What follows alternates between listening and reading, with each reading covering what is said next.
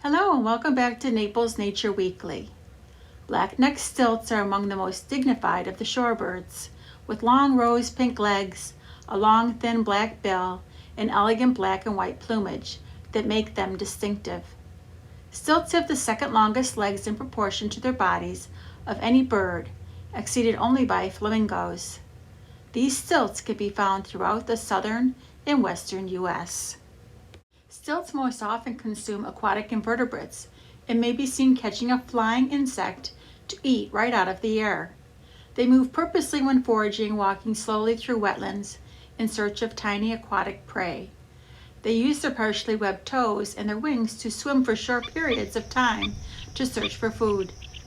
Black-necked stilts sometimes participate in anti-predatory displays, called a popcorn display, which involves a group of birds gathering around a ground predator, jumping, hopping, and flapping to drive it away from their nest. Black-necked stilts often call loudly and incessantly when agitated by an animal in their territory. Stilts nest on the ground. They tend to build on surfaces above water, clumps of vegetation, or even occasionally floating mats of algae. Males and females share the work of nest construction.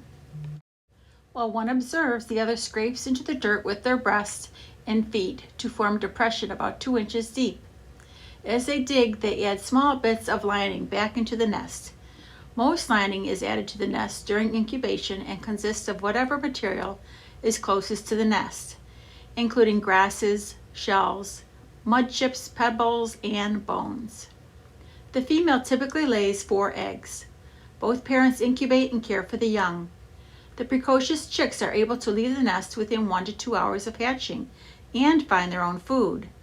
But family groups still remain together after the young can fly. In hot climates, the adults use belly soaking to cool themselves, the eggs or chicks, and to increase the nest humidity.